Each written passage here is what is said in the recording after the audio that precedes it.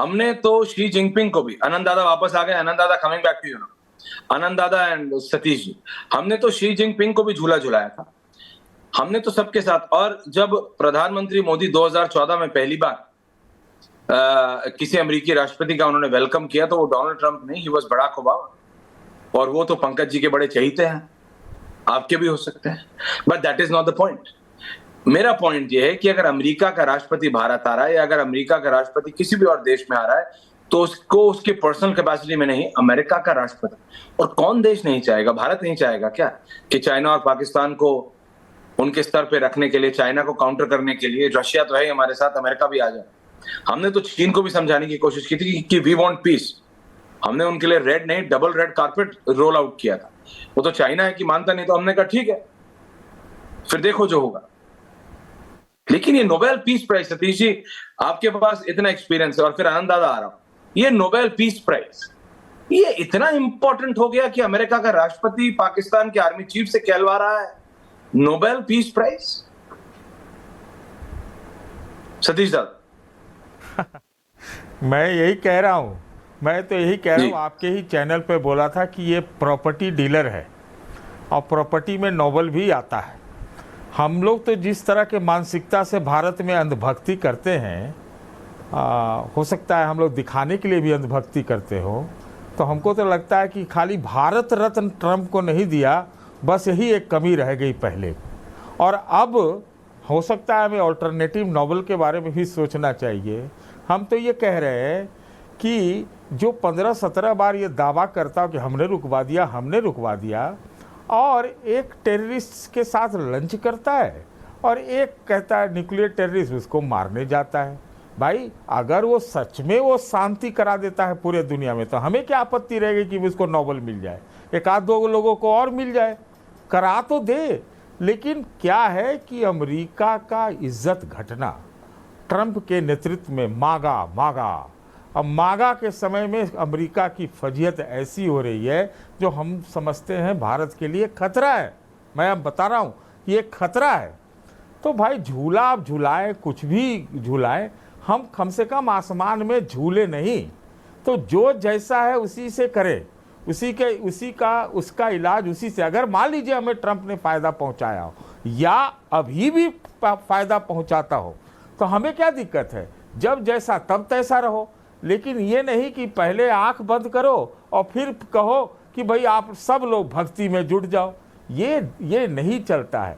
और ट्रंप जो है, अगर हम तो बार बार आपके चैनल पे भी कहा कि एक ऐसा व्यक्ति है जिसने 1947 के बाद, भारत की आज़ादी के बाद, इससे ज़्यादा हमारे देश की बेइज्जती किसी ने नहीं की है, कि हमारा प्रधानमंत्री G7 में गया हो और वहाँ पर वो संडे से ही वो टेररिस्ट जनरल, जिहादी जनरल को बुला के लंच कर रहा हो, खाली नोबेल के लिए, क्रिप्टो के लिए, क्या ईरान में उसका सहयोग लेने के लिए।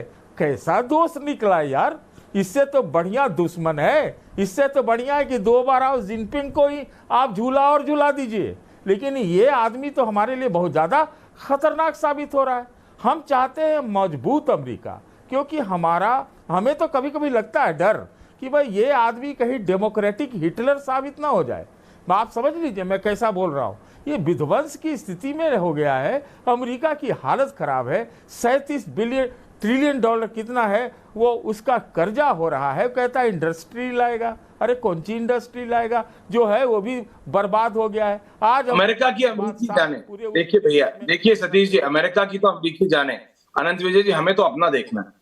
आज के बदलते समीकरण में ईरान इजराइल, अभी अगले 2 मिनट में मैं वो डिटेल्स लेके आने वाला हूं दर्शक, ईरान इजराइल को लेकर क्या क्या हो रहा है। लेकिन अनंत विजय जी, डोनाल्ड ट्रंप ने तो पूरा गेम जिसे कहते हैं वो मतलब अलग ही चाले चल रहे हैं।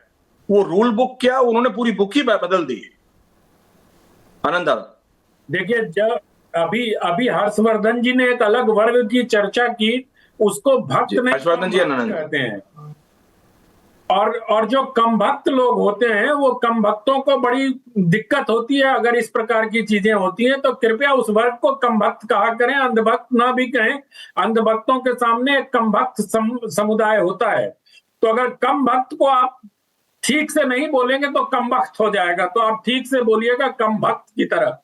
मुझे लगता है कि जिस प्रकार से डोनाल्ड ट्रंप को लेकर उत्साहित हो रहे हैं लोग और जिस प्रकार से डोनाल्ड ट्रंप की आड़ में इशारों इशारों में कांग्रेस पार्टी के एक नेता प्रधानमंत्री नरेंद्र मोदी को घेरने का प्रयास कर रहे हैं, उनको 19/11/1962 में नेहरू का गिड़गिड़ाते हुए वो पत्र याद करना चाहिए जो उन्होंने कैनेडी को लिखा था। अभी तक कम से कम नरेंद्र मोदी ने घुटने नहीं टेके हैं, आंख में आंख डाल के 35 मिनट की बातचीत में उनको बता दिया जाता है कि आपकी ये हैसियत है और ये नया भारत है। ऐसा नहीं हो रहा है कि हम हाथ जोड़ के 1 घंटे के अंदर 3 पत्र लिखते हैं गिड़गिड़ाते हुए कि भैया किसी तरह बचा लो। जो स्थिति आज आसिफ मुनीर की है वही स्थिति उस समय भारत की हुआ करती थी। इसको कांग्रेस के लोगों को नहीं भूलना चाहिए। मैं सिर्फ इतना कहना चाहता हूं। और अगर आप इतिहास को भूलकर किसी पर आक्रमण करने का प्रयास करते हैं तो इस प्रकार की तथ्य जब सामने आएंगे तो फिर मुंह छुपाने की जगह आपको मिलेगी नहीं। रही बात नोबेल पुरस्कार लेने की, और नोबेल पुरस्कार तो ट्रंप को पता है कि वो नोबेल पुरस्कार उसको मिलना नहीं है। वो एक इस प्रकार से माहौल बनाने का प्रयास कर रहा है, लेकिन इतना जरूर है कि उसने हर चीज को बहुत ही ट्रिविलाइज कर दिया है। लेकिन मुझे लगता है, मैं कल 3-4 लोगों से यूएस में बात कर रहा था, वहां मुझे ये बताएगा कि ट्रंप ऐसा चाहते हैं। कौड़ी बहुत दूर की है लेकिन कौड़ी बहुत दिलचस्प है जो यूएस के लोग सोच रहे हैं। उनका मानना है कि ट्रंप जिस प्रकार से आसिफ मुनीर को अपने ट्रैप में लेने का प्रयास कर रहे हैं उसके तहत अमेरिका या वेस्टर्न कंट्रीज ये नहीं चाहते हैं कि किसी भी प्रकार का परमाणु हथियार इस्लामिक वर्ल्ड के पास जाए। इसलिए जब तक आप देखिएगा आने वाले दिनों में, और मार्क माई वर्ड ऐश्वर्य जी, आने वाले दिनों में पाकिस्तान अमेरिका के जितने भी परमाणु संयंत्र हैं या परमाणु उनके जहां बम है या जिस प्रकार से अमेरिका धीरे धीरे वो सबको अपने कब्जे में लेगा। जिस प्रकार मुनीर पाकिस्तान ने अपने, ये आपने बहुत ही एक दिलचस्प बात बोली आनंद दादा, क्योंकि मैं आपको बता रहा हूं जो अभी हो रहा है, जो अभी हुआ है, ओनली आनंद दादा एंड हर्षवर्धन जी, पंकज जी, सतीश जी आ रहा हूं। अभी जो हुआ है वो ये कि पिछले कुछ मिनट पहले, 1-1.5 घंटे पहले इंडियन टाइम के, पाकिस्तान के फेडरल मिनिस्टर ने पाकिस्तान के सदन में खड़े होकर ये कहा है कि हमारा आर्मी चीफ हमारे न्यूक्लियर वेपन्स को और बलूचिस्तान के मिनरल्स को अमेरिका में बेचने गया है। ये कौन कह रहा है? पाकिस्तान के फेडरल मिनिस्टर। पाकिस्तान के फेडरल मिनिस्टर पाकिस्तान के सदन में खड़े होके ये बात कह रहे हैं, और ये बात खुलेआम हो रही है। और ये बात कही है किसने? पाकिस्तान फेडरल मिनिस्टर कैसर अहमद शेख। कैसर अहमद शेख ने ये बात पाकिस्तान के सदन में कही है। अनंत विजय जी, तो बहुत कुछ चर्न हो रहा है, आप ठीक कह रहे हैं। ये बात है, ये बात सुबुगाहट है। यहां तक कि व्हाइट हाउस प्रेस कोर में भी कल ये बात साफ तौर से कल शाम से की गई कि द ट्रंप एडमिनिस्ट्रेशन नहीं चाहता कि इस्लामिक वर्ल्ड में कहीं भी न्यूक्लियर वेपन्स ऐसा हो जो कि उनके कंट्रोल में ना हो। लेकिन पाकिस्तान किसी का नहीं है। पाकिस्तान चाइना से भी और उतना ही क्या क्या लेता है, गधे बेच के बंदूक लेता है। अभी अमेरिका ने डांटा तो आसिम मुनीर वहां पहुंच गए। तो ये सिचुएशन बहुत वॉलेटाइल है। इसमें भारत को, हमें अपना इंटरेस्ट, हर्षवर्धन जी जैसे आप बता रहे थे, देखना होगा, लेकिन उसमें सबसे ज्यादा महत्वपूर्ण हमारा इंटरनल इंटरेस्ट हो जाएगा कि what do we have to do. जी जी जी, quick intervention Harshvardhan ji, 30 second वाला जी।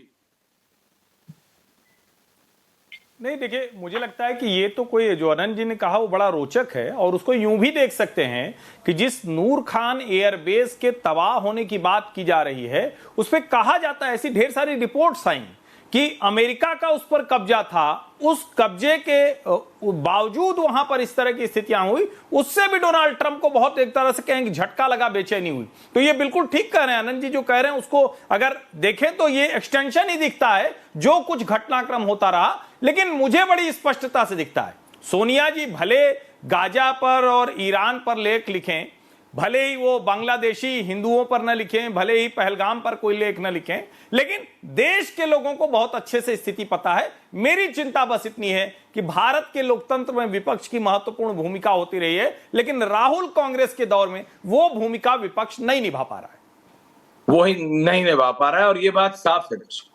लेकिन जैसा कि मैंने कहा कि इस समय सिचुएशन बहुत वॉलेटाइल है। आप चारों का बहुत बहुत धन्यवाद, क्योंकि जो अभी बात कर रहे थे पंकज जी, अभी समय कम है, माफी चाहता हूं, I will come back to you. जो दर्शकों